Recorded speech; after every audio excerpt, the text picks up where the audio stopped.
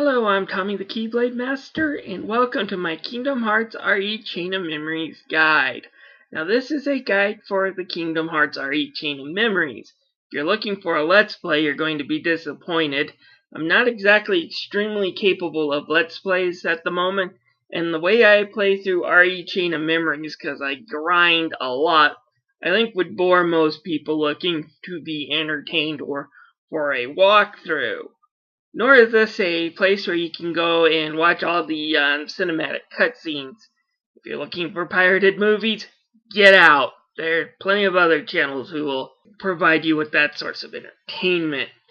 This is for the people who are trying to get through RE Chain of Memories, but are struggling through the battle system. In my review, I mentioned that I think this is a fun game, but it has a clumsy tutorial system.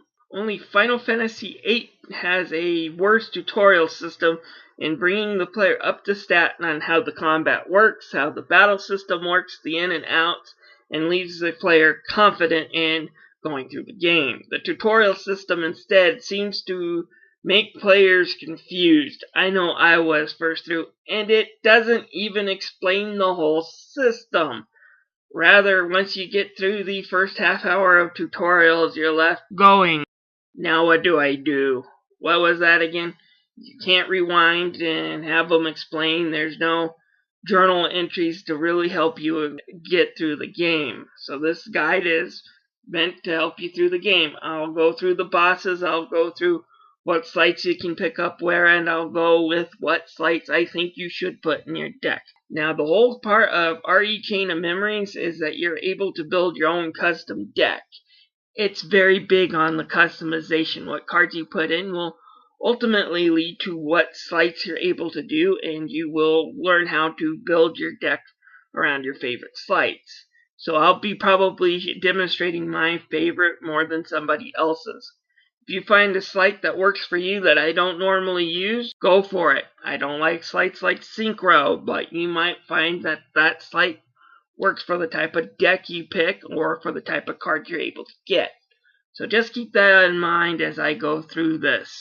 Now, let's start with the basics. How does this card battle system work? And I'm going to need a helper. Yeah, come on, Sonny. I hear you're doing a guide. I'm here to help.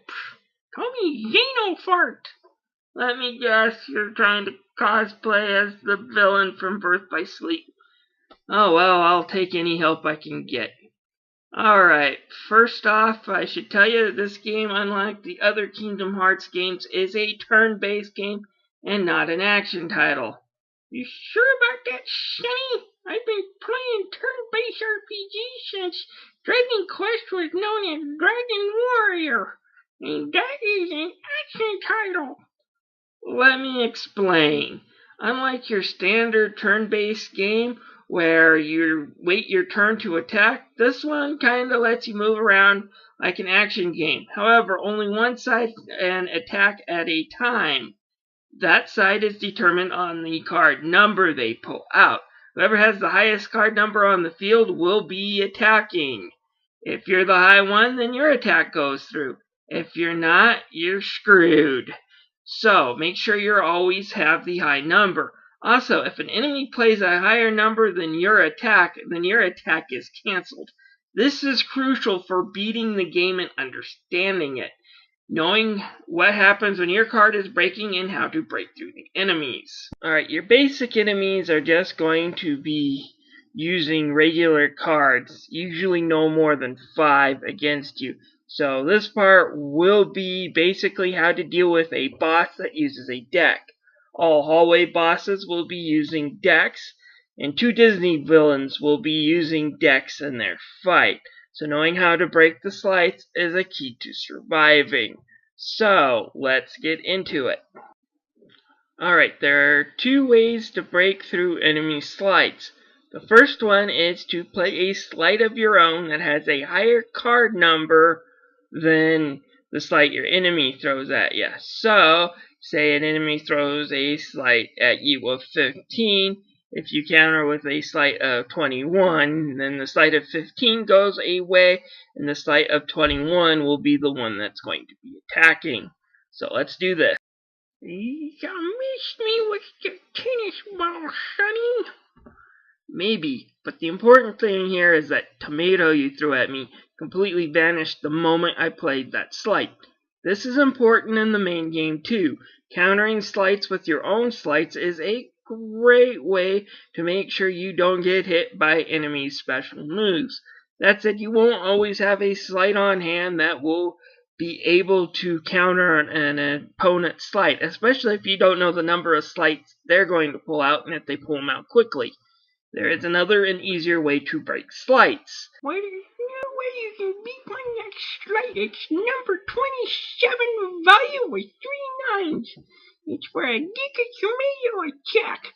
There's no way you can dodge this or break it. You're going to be picking up tomato seeds and watching ketchup out of your head for the rest of your life. I play 0. What the hey? How did that happen? That's not fair. How did you break that giant site with just 1 card? 0 cards can break any cards, and this includes sleights, something the game's tutorial overlooked. While it did mention that 0 cards will break any cards, they kind of glossed over the fact that it can break through any sleight. This is an important thing to know. Any enemy sleight can be broken with a 0 card, regardless of its value. So even though 27 is the highest number sleight you can produce, it can be broken with 1 0 card. 0 cards work in the game in the same way. Even the mighty dark aura, which you saw Riku try to do at the very beginning of this clip, got cut down with a simple play of a 0 card. It automatically just blocks them out and keeps them from working. So remember that, and remember to have them in your deck. You'll need a small handful. That said, a 0 card is not invincible. It will be broken by the next card played. So whenever you play one, expect to have a card break done on you next. Still, it's better to have a simple card break over getting hit by a strong sleight any day.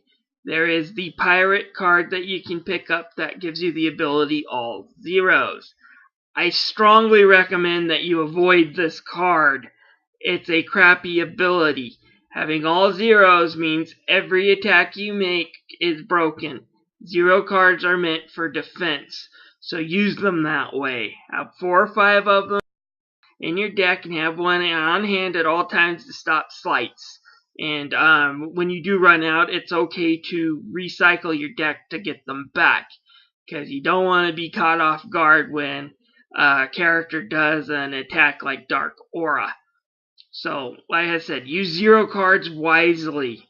They're invaluable to your deck. So you explained card breaks and everything, Sonny. What about basic attacks? Well, basically, if you're just looking to button mash, then build your deck to just have Keyblade cards that have high value and press X. That said, the game's a lot less fun, and chances are you're going to get your butt kicked. I'm going to explain next time about sleights and attacks that you should use and other strategies in the game, as well as building a deck. That is also an important part of the game. Next to the battle system, the game never really tells you how to build a good deck.